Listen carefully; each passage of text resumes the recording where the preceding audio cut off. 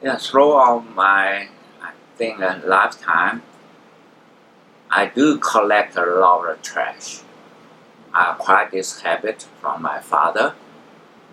Well, my father was a relatively good collector of Chinese and Western artwork. But he always said, "Oh, I'm not really a collector. I just collect trash." And what he collect, of course, much more valuable things because at that time he's very wealthy, but I'm not. But I still have the habit. So when I live in America and I just walk throughout the flea market or the uh, very old, very cheap second-hand bookstore, and I discover things and I buy them. And for instance, actually one time I even don't know when, probably about in 1970s early, I drove my car through a small town in Arkansas. In a store, I found some magazine called Harper's Weekly, and it's published in 1880s.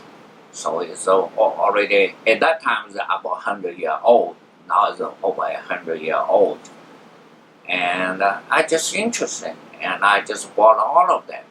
I remember at about, I think $5 a copy. At that time, for old books, considered expensive. But now, some of the pictures inside in New York several years ago already selling at around or more than $1,000 a piece. So then later on, in another occasion, I found out called Harper's Monthly. Well, that magazine started as a monthly actually. And oh, by the way, in Harper's Weekly, all the prints are linoleum print, so no wood cut, because it's much easier to cut. But in the Harper's Monthly, the one I have, two copies I have is published in 1965, even 20, 30 years before this. At that time, the format is much smaller, then the picture is smaller, but all is from copper plates. Copper plates. And even I found out later on in New York City, some of the pictures in there, they're selling as etchings. And maybe just a simple old book. I remember I bought this about $50 a copy. No, $50 a book, because this is 6 months.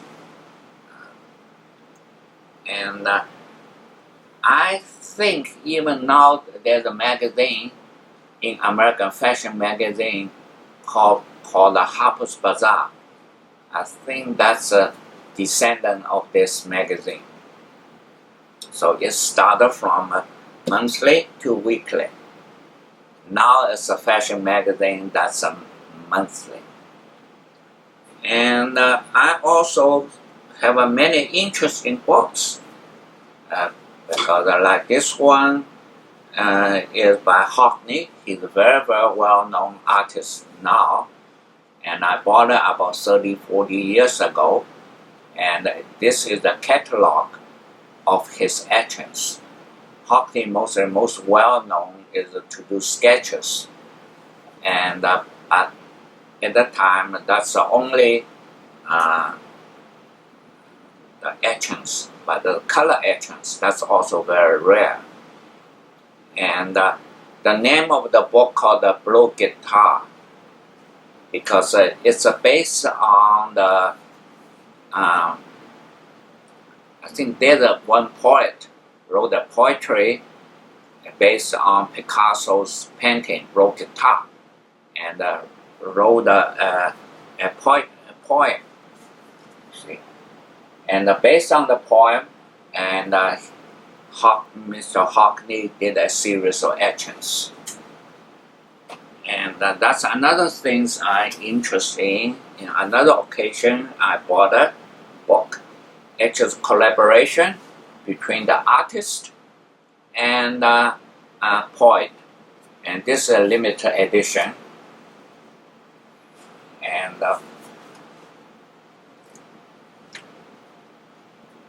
but not like a Hockney's poem on one side, but this is the poem itself incorporated in the lithograph. And the difference, Hockney's is a print. This is the original lithograph. All this.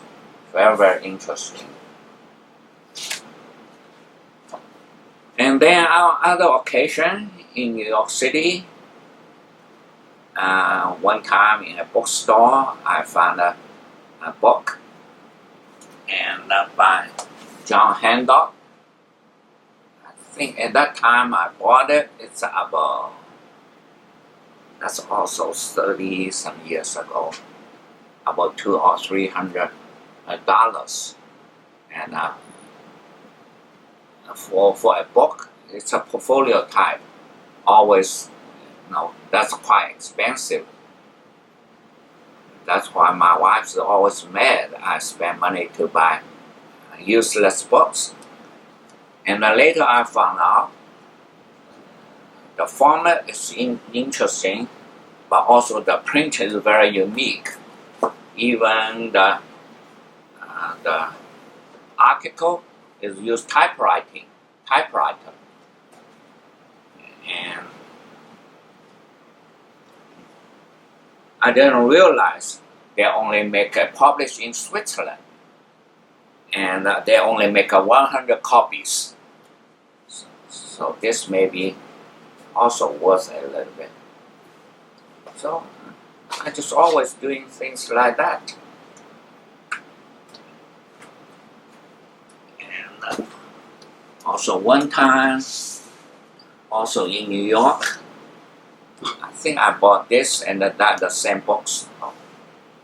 And that's a catalog of one of Germany's most well-known contemporary art museum. That's their catalog. What is interesting is that the whole thing is bound together. You screw, so you can always unscrew at the edge down.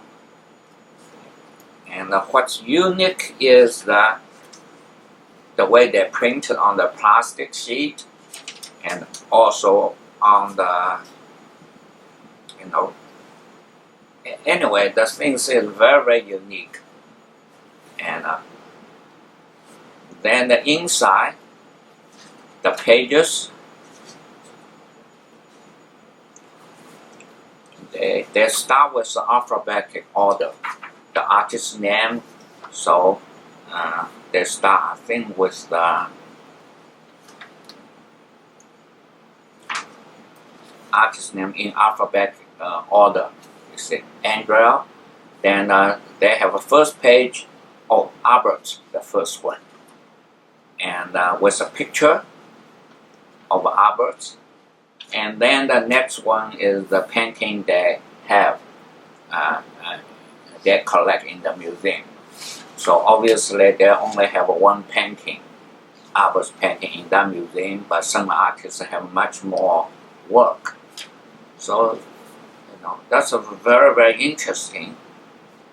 Then, actually, after I bought it, it's also like around $200, considered expensive. Then one of the people, at that time I'm working for Philip Johnson, and one of my co-worker found out interesting, and he want to buy one, but he cannot buy. They don't have any to sell, and he offered me $500, I think, to buy this. But of course, I didn't sell to him, so I still have it.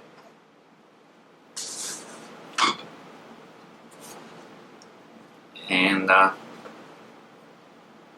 then I also have these books. See, these are the published in France. Mostly, they are the publisher for lithograph, etchings for all well-known artists, and they also publish kind of portfolio type for the artist. And I bought a few. I found out these things are quite interesting. But I'm never buy anything because I think it will increase the value in the time. That's the way I do things. I never thinking I buy things for investment or these things. I think with that attitude, it's an insult to the artist, to anyone. And this one is about Matisse. I think this is bought from an old bookstore in New York City, and I find it also very, very interesting.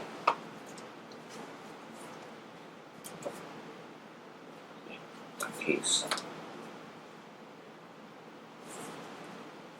So besides that, I also collect some of the things. I think in the 70s, before China was open, but in Hong Kong, in a bookstore, they're selling the things from China. Then for these paper cutting, they are very interesting. And I also have some very, very unique piece. Now even in China you cannot find it, because that's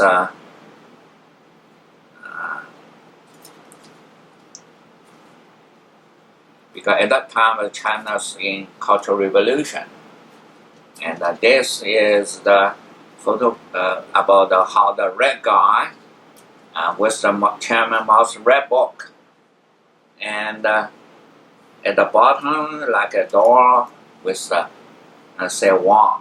Actually, that's Liu Shaoqi's wife, Wang Guangmei. At that time, she was purged by the. See, I have all these interesting things, and 20 years or 30 years later, I went back to China. Even the Chinese, they don't know these things exist, and they want to borrow from me. Then the others just tell me, no, don't loan to them. Either they will, later on, they say they lost it by it, or they use this and they use the laser to cut it and to resell them. And I have many other things, but that's left in Bali. And this, I think this is a whole series of a pillowcase I bought in America in the late 70s. And these things are made by the refugee from Laos at the time to raise money for themselves. And so all very, very exquisite work. And these are very similar to the work in Yunnan, because of their same race. And I still question about the people in Yunnan is from the north, from the, let me see, Cambodia, no, North Laos, all these places, or vice versa, you see.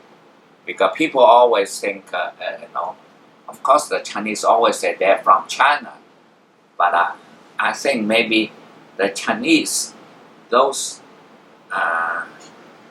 minority, you see, maybe from there to China rather than from China to the north part of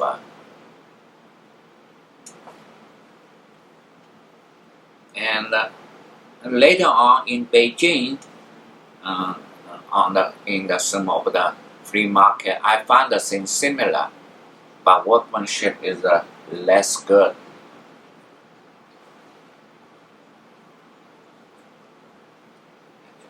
A lot of friends say even those collection were trash. Should have an exhibition.